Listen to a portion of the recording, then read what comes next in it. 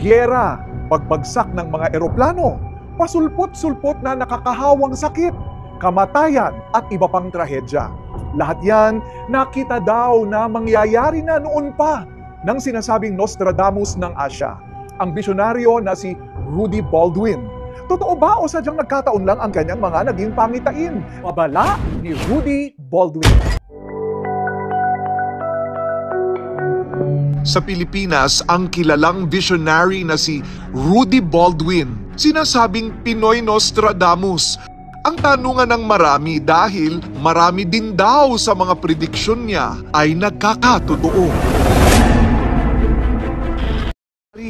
Ilan lamang dito ay ang lindol sa Davao, ang pagpanaw ng batikang aktor na si Eddie Garcia, ang pagkamatay ng basketball legend na si Kobe Bryant at ang anak na si Kiana, at ang pagputok ng Bulkang Taal noong 2019. At ngayong 2025, kahindik-hindik na mga trahedya at kamatayan pa rin ng nasisilayan ni Rudy na naghihintay daw sa atin sa bagong taon. Una, ang pagbagsak ng marami pang eroplano. Aming magaganap na kakaiba sa kalangitan sa darating na taon, ayon kay Rudy, hindi ito mga simpleng ulap at araw lamang. Masisilayan daw natin ang araw na tila halos humahalik na sa lupa, dala ang sobrang init. Alam mo yung masasabi mo sa sarili mo na nangyari lang sa panahon ni Noah, sa panahon ni Moises, makikita niyo na po. Makikita niyo na po yung sa kalangitan. Dagdag pa niya, magiging kulay apoy ang langit na nagbabadya ng aksidenteng tatatak, hindi lamang sa Pilipinas kundi sa buong mundo. Ayon sa hula, 3 aksidente sa himpapawid ang magaganap sa 2025, kung saan may kasamang kilalang personalidad ang malalagay sa peligro. Ang ganitong mga pangyayari ay babala sa atin na mag-ingat dahil kapag kumulimlim ang kalangitan ng biglaan, ito'y isang palatandaan na mayroong aksidenteng mangyayari. Ang krimen na rape na mangyayari daw sa isang batang aktres. Malit lang na babae po to. Kamakailan lang po yan, lumabas. Ito naman, himala na lang kung mabubuhay siya. Ako magbigay na talaga ako ng matindi, clue na talaga ha. Latest lang po siya na issue sa cheating. Ang pangalan niya, nag-start sa letter M. Ang bagong sakit na kakalat na magiging bagong pandemya. Ano siya bakterya. Lumabas naman ulit sa vision ko. Basta once na isang tao, sumuka na ng dugo, tsaka dumugo na yung ilong. Kung paano tayo nagigpit ng pandemic, na kailangan talaga yung tao niyan, huwag mo siyang lalapitan. At ikalima, ang pinakamatinding pagputok ng Bulkang Taal na magaganap daw ngayong taon. But this 2025, mag-eruption po siya ng pinakamalakas. Mag-face mask na tayo lahat. Talagang grabe, ang dilim ng paligid pati Metro Manila. Isang matinding pagsabog tara sa mga pinakamainit sa hula ni Rudy ay ang pagbabalik ng aktibong Bulkang Taal. Ayon kay Rudy, maghahanda tayo sa isang malakas na pagsabog ng bulkan na ito sa taong 2025 na magdadala ng napakalaking pinsala. Kumbaga, itong taong 2025, ito na yung pinaka-eruption ng pinakamalakas.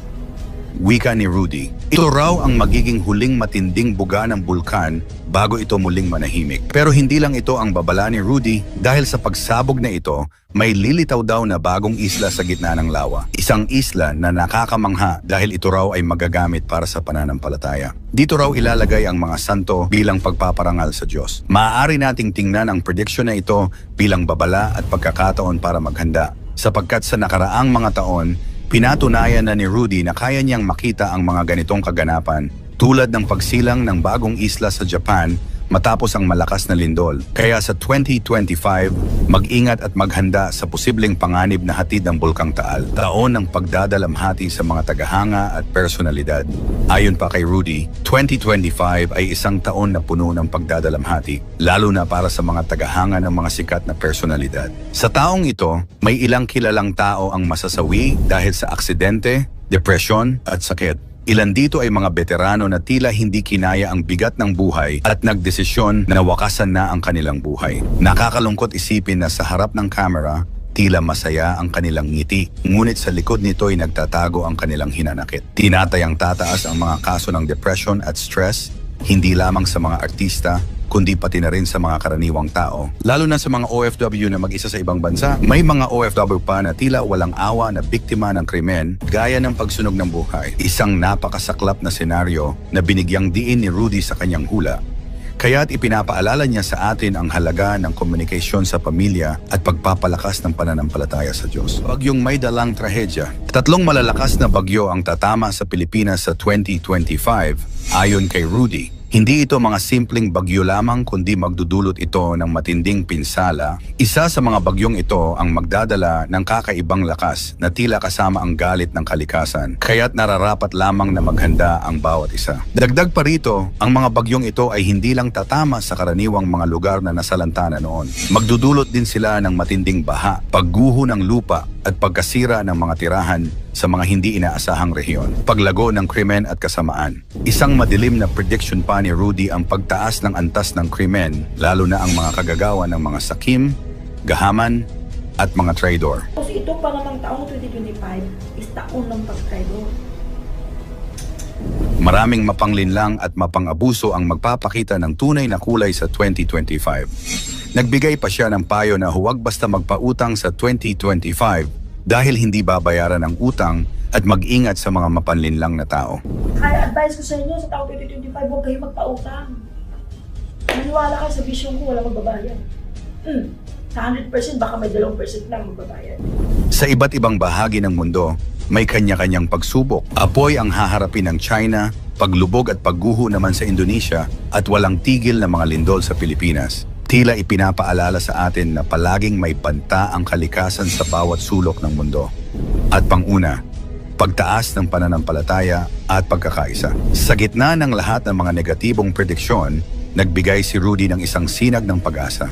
Ang taong 2025 ay taon ng pananampalataya. Maraming tao ang magbabalik loob sa Diyos at mananalangin, maghahanap ng kaligtasan at gabay. Ito rin ang taon kung saan marami ang magbabalik sa simbahan, magbibigay ng panalangin, at muling tatanggapin ang pananampalataya sa Diyos bilang gabay sa kanilang mga buhay. Para kay Rudy, ito ang pinakamahalagang mensahe sa lahat, na sa kabila ng mga pagsubok, hindi tayo dapat mawala ng pag-asa at pananalig. Maraming milagro raw ang magaganap sa kalangitan na magtutulak sa mga tao na magbalik loob at muling magtiwala sa kapangyarihan ng Diyos. Ayon sa kanyang bisyon, ito ang panahon kung kailan ang pananampalataya ang magiging sandigan ng marami sa harap ng mga darating na hamon. Tila nagbigay ng babala si Rudy Baldwin para sa 2025. Isang taon ng malalaking pagsubok, kalamidad, at mga pangyayaring puno ng trahedya. Subalit sa kabila ng lahat ng ito, nanatili ang mensahe ng pananampalataya at pagpapakumbaba. Sa gitna ng lahat ng bagyo, pagsabog at sakit, ipinapaalala sa atin ni Rudy na manalangin at maghanda. Lahat ng kanyang angking kakayahan, naniniwala si Rudy na ang kanyang mga nakikita o mga vision ay biyaya mula sa Diyos. Instrumento lang daw siya para maiparating ang mga mensahe sa mga tao. Hindi dapat tayo magpapaniwala sa mga sabi-sabi o mga claims ng mga ilan na meron silang mga visions and revelations na natatanggap. Ang pinakasigurado lang ay yung mga visions na revelations na kinoconsider ng simbahan authentic, genuine, ay yung makikita natin, mababasa natin sa Biblia, sa banal na kasulatan. Mangyari man o hindi ang mga hula ng tao sa mundo, katulad ng pangitain umano ni Rudy Baldwin, isa lang ang dapat nating paniwalaan at kilalanin. Ito ang kataas-taasang Diyos.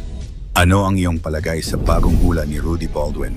Ikomento mo naman ito sa ibaba. Huwag kalimutang mag-like and share. Maraming salamat at God bless.